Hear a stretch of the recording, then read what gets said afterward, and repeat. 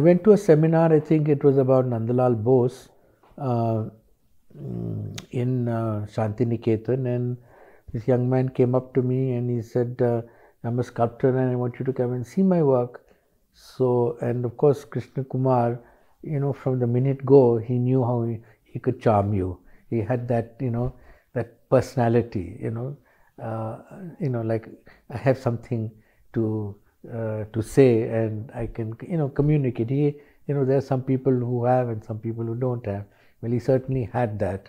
And of course I went and I was really very excited and impressed by the kind of energy, the kind of newness of his work, to link painting with sculpture, to painted sculpture, carrying some of that expressionist, energetic spirit of 𝗵𝗵𝗃𝗃, in his way. So of course immediately we became friends, and I mean, I was just there for another 1 or 2 days. But later on he came. I was living in Baroda, and he was in that Kanoria Art Center, and I started noticing a few people. Some people in Baroda had already started doing a different kind of sculpture, from the more traditional sort of Henry Moore marble sculpture, etc., on pedestals. So there was 𝗃𝗵𝗲 and Ravindra Reddy. But I found in him and a few others, there was Rimzan in Baroda, that I don't know. I mean, I've been an artist who's organized. I ran the 𝗂𝗍𝗆 Art Center and initiated, if I didn't curate them, initiated exhibitions. And the seminal one was called Place for People, which sort of shifted the whole thing into bringing figurative narrative painting with personal, social, political themes. And that was in 1981. And that right through the 80s kind of completely, brought in, and it spread right up to Bombay, to Kerala, this figurative painting, inspired on one hand by Marquez and all that. And I felt that sculpture was something that was not, really developed. And in the 𝗂𝗍𝗆 Art workshop, I used to more or less get artists of my generation plus, some younger people. And we came there, and invariably there would be slide presentations, discussions, talks, but it was a very open-ended thing. And I felt here I should conceive the 𝗂𝗍𝗆 Art workshop as just a sculpture workshop, and to bring 7, 8 sculptors, and I felt that something new was happening. And certainly in the workshop it sort of did get manifested in a way, and that's what led to the exhibition a year later in the Ravindra Bhavan galleries called 7 Young Sculptors. And of course the leadership in personality and in other ways sort of was indirectly taken by Krishna Kumar, in a manner of speaking. But I've been saying that, because he died, and because of his very, what shall I say, flamboyant qualities, the way that he thought in a radical way, certainly positioned him there. But the other sculptor who there was a sort of quiet competition and tension was also an equally great sculptor, who really maybe emerged sort of almost when Krishna Kumar died. Sometimes that happened, and that's Rimzan, and in Rimzan, who did remarkable work, from the 89-90 period, virtually after Krishna Kumar died. And as I said, that Krishna Kumar's, that there was a kind of passion in him, and his politics also, he really wanted to push it. And I had up to a point a certain sympathy for it, but I also had a difference, say, politically. I mean, let's say if I was more pro-CPIM in my makeup or the kind of work I did, he was obviously nearer to a Maoist position. And that whole thing of going to Kerala, of then, you know, kind of, as he would more or less say, I'll go into the countryside and then, you know, come and, in inverted commas, sort of attack the art scene. So I said, it's a tough thing to do, Krishna Kumar, you know, I mean, to bring groups of people together. So he said, no, I have to do it. And I said, well, nobody can stop you. And, you know, I've supported you a lot. In fact, when he had no place to work, nothing, I said, look, I have a large, you know, when the workshop is not on, the large space, and you just go there and you use it. And so he made some, you know, in the few months he was there. Madhusudan was also. You see, there used to be a kind of very spontaneous discussion, and that he definitely, you know, spoke very much about a certain spontaneity of, you know, working through a sort of not wanting to be connected to any, you know, organized party, because that, I mean, I also I'm a sympathizer or a fellow traveler, but I'm not a party member. And Krishna Kumar had this, you know, highly individualistic, highly kind of energy, which sort of wanted to work with a certain kind of spontaneity, but also the vision that he had. And I think that, you know, of him connecting, you know, to the grassroots, to working, you know, from that base, and whatever he could, you know, gain from reading Gramsci or other people, that you know, gave him a certain intellectual strength.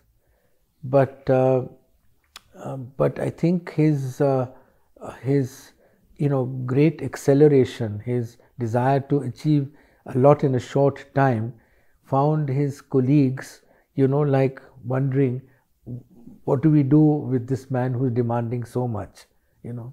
So obviously his charm and charisma couldn't gather them in the same vision that he had. I mean, after all, in Kerala there might be a rural-urban continuum, but then you still start moving, you know, into the bigger cities, you know, into Trivandrum or Calicut, and people then feel that, well, you keep moving forward as you become more urban and leave the kind of rural aspect of it. So they couldn't fully understand that what is he speaking about, that you come there and you make the work and you re-enter, or you occupy certain buildings.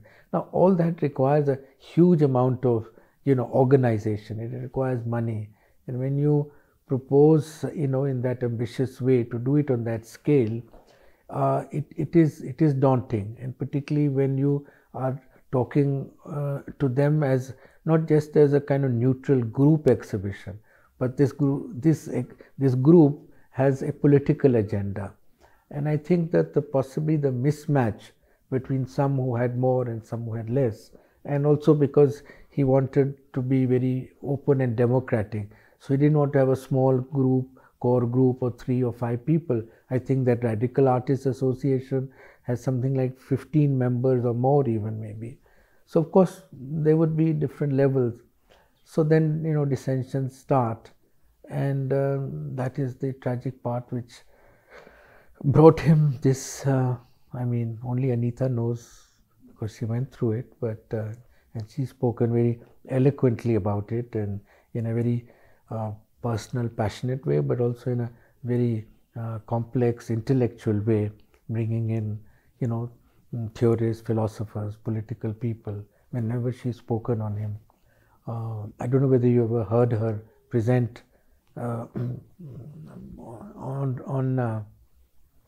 Krishna Kumar. So what she uses is, finds very intelligent quotations from, it could be from Marx, from Gramsci, you know, from more contemporary, you know, the theorists, philosophers, and then keeps sort of saying, well, this could be a Krishna Kumar statement, but it's a statement coming from, a known philosopher, political activist, a Marxist comment.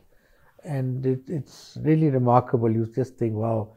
I mean, and she won't mention who it is said, and you almost think it's Krishna Kumar speaking this. It's really remarkable piece of text. Well, as I said, he happened to go to Shantiniketan to study there.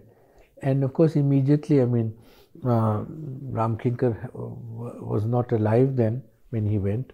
He died in 1980, and I assume he must have gone there. Exact date I don't know, but after 81, 82, because I went there in 84. So I think, as far as I know, he was not there, or he might just have.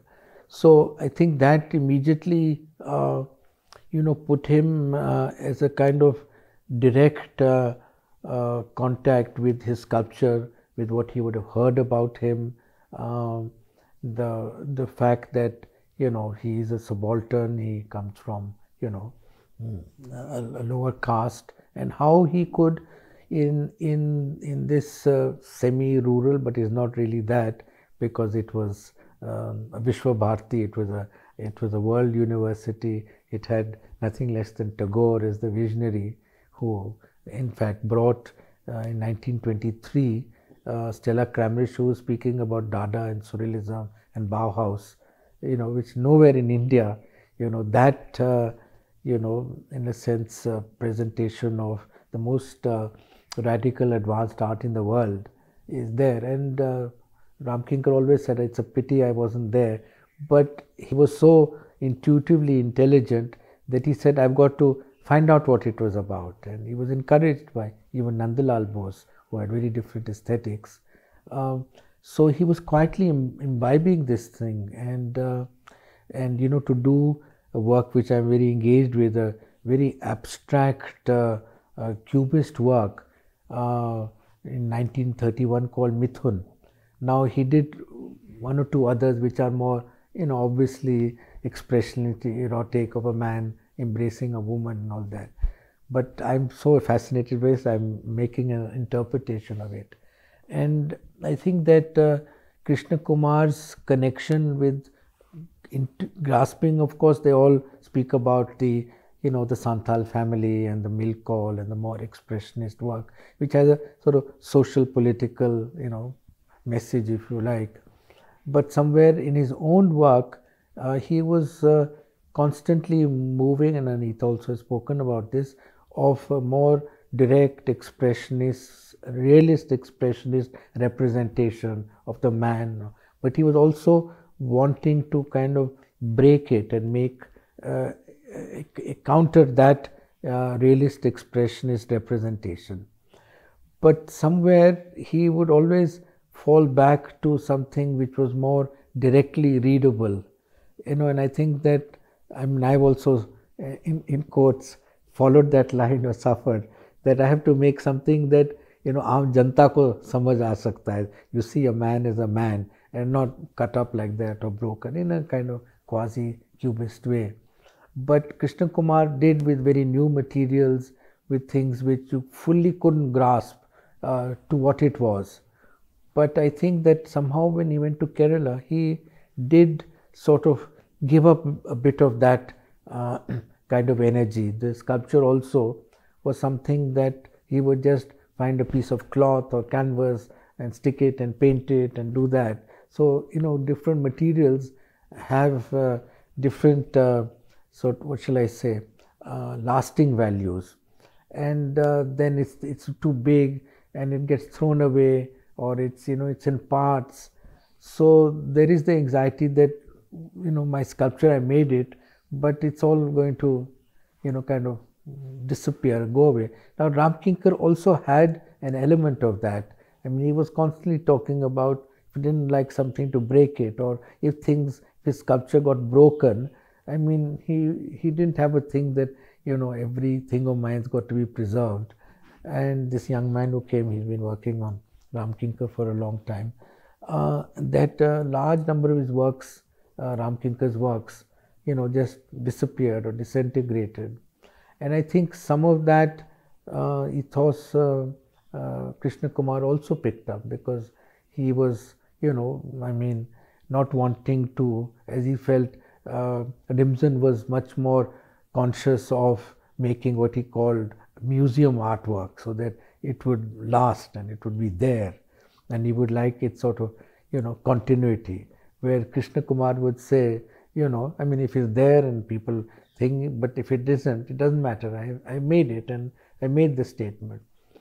And in one sense, it's an aesthetics that I have also sort of believed in, where if you have installation art, if you have site-specific installation art, it has to be destroyed once it has been made, presented. You photograph it, you make a film on it, you make a book on it. So it's translation into another medium. But then you are conscious of that passage. Whereas 𝗂𝗃 had still not entered what one might call the phase of installation art. In India, 2-3 years after he died, I was one of the first artists to make an installation where you take the total architectural space. So you take, a room 60 feet by 20 feet, and the whole thing is one work where there could be 20 elements in it, but you conceive it as one work. But 𝗂𝗃 was still the sculptor who made an object, and he hadn't started spatializing it in any way at that moment. So once you get into that, you know that it is many parts which are in fragments, and you have to either keep them, or in fact when it was represented in the Kiranada Museum, this memorial, some of it had broken, some I had to remake. So that relationship, I think, I was then not in touch with him once he had gone to Kerala, that maybe he sort of suffered some anxiety on that count as well, that will this object A be understood, and B, will it last? When he died, I somehow almost, the space I gave him to the studio where he made many of these works, it's an outhouse, and so I said I've got to be in that same space. It was also, it was outside, the kind of house part, so it was a studio space.